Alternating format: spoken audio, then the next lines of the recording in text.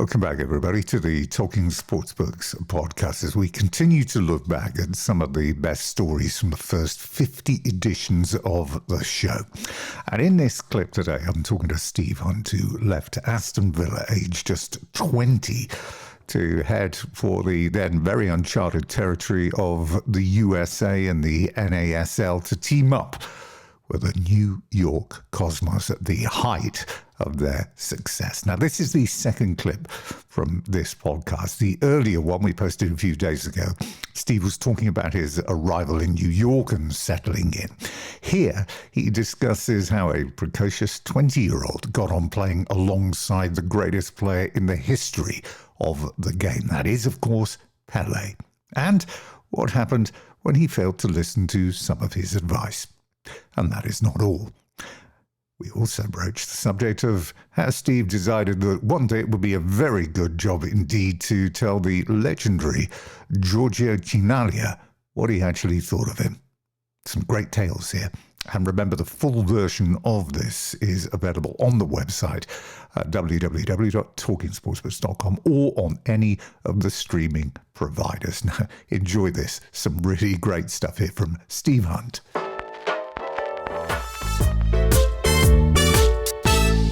He had a go at you one day as well, didn't he? This was the day that you stuck your fingers in your ears to pretend you couldn't, you weren't listening to him. Should we skip now? Obviously, it was very embarrassing. But you were only 20 odd, though. In my defence, that's the excuse I come up with now anyway. But I learnt the hard way. But yeah, I had what I thought was a decent shot on goal. And it only just went over the crossbar, but he wasn't happy. He thought I should have passed to him, and he kind of gave me a little bit of stick, which I put the fingers in my ear and told him where to go. And tell me, how long did you last on the field after that little incident? Yeah, within 10 seconds, I was sat on the bench. So, yeah, I did apologise. And, Pelé, the way he is, he just said no problem. But you live and learn. It's all life, isn't it?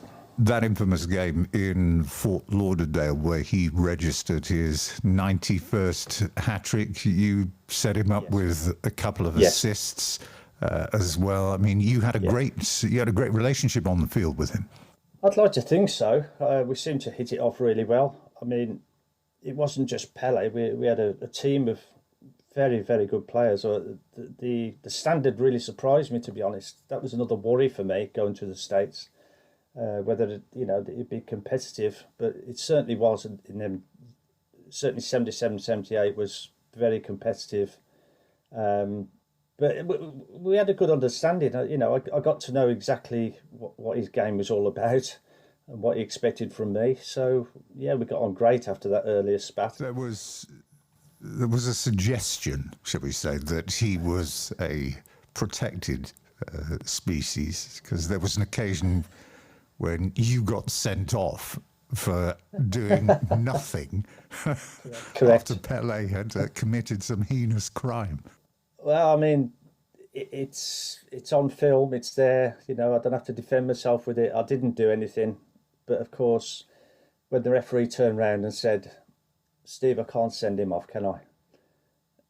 I knew what it was all about then.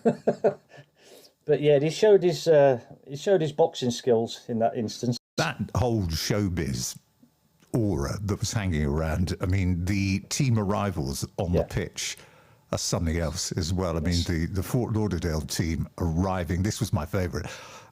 Riding around the pitch on the back of Hell's Angels bikes, and at the back of it is the hearse with the coach in it. That's it. Who gets out of a coffin and says, "We ain't dead yet." That's 100% correct. I mean, I'd seen many things over there, but that one really topped it for me.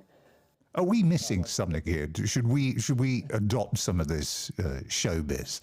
I don't know how to go down. But it certainly was entertaining, and the crowd absolutely loved it, But to see those bikes rev up and circle the pitch was quite intimidating, to be honest. There's one player that I haven't mentioned yet, and that is, of course, the infamous or the famous Giorgio Chinaglia. Now, his story is worthy of a book and a film on its own. He was let go by Swansea in the late 60s, heads over to Rome and Lazio, where he helps them to a Scudetto.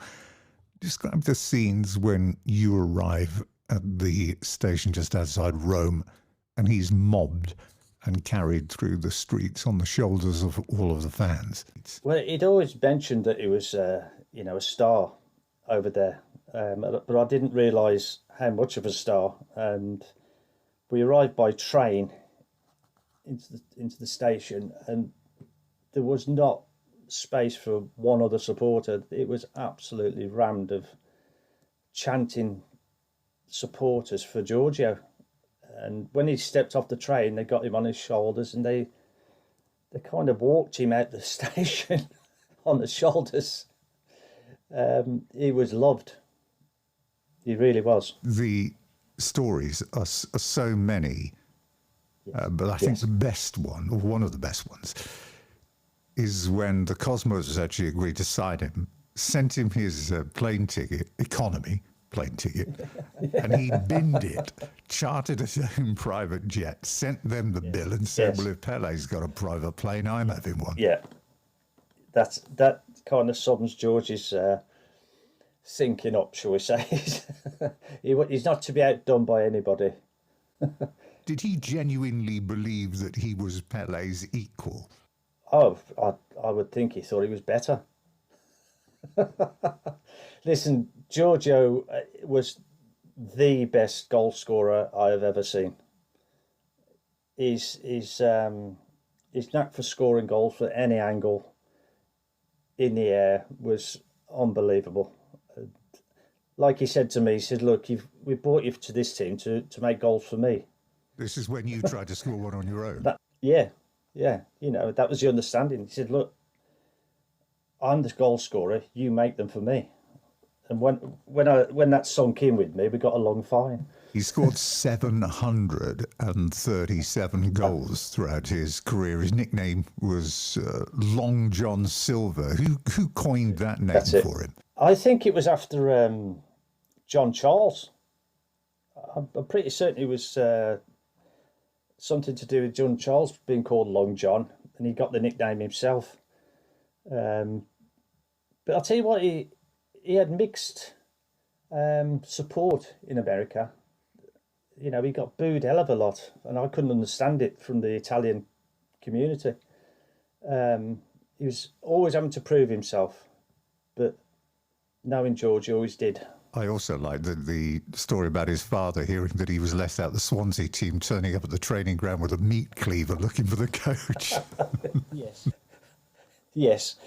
I must admit, when I read that, I thought, oh, I'm glad I got on with him towards the end. Yeah, you didn't know a great deal about him at the time when you arrived, because you probably wouldn't have accused him one day of being lazy, would you? Yeah, that was a mistake. No, I'd never heard of him. Obviously, it was all new to me.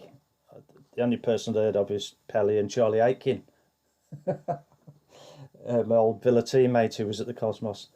But it was getting used to the different cultures. We had so many different nationalities play on the team, all with a common bond of how to play and how to gel together. And it took a while. And I felt George was, at the time, lazy, which I think he would even say himself he was. But he was entitled to be, and I realised that because he was our match winner. Even above Pele, he was our match winner because he always scored goals. Did he get reprimanded after he landed one on you? Well, it was all over in seconds, really. We both took a swing and teammates jumped on us and got pulled apart. And that's when he sat me down, and said, look, I am lazy, but you've been brought over here to make goals for me. And if you do that, we'll get on just fine. And so that's what I did.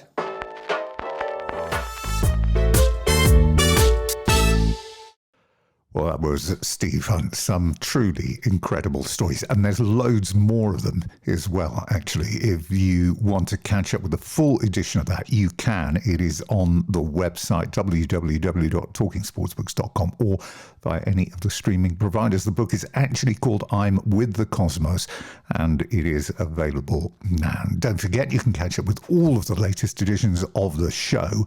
The current show is good as well because it looks at the legends and cult heroes of Formula One. And also out recently, in case you missed it, the story of Elton John and his time with Watford from when he took over as the chairman when they were sat in 92nd position in the Football League, and it charts their progress right the way through to the old First Division and FA Cup final and Europe. And also worth a listen is Carl Frampton, who joined us just before Christmas to talk about his career as well. Again, all available on the website www.talkingsportsbooks.com or via any of the streaming providers.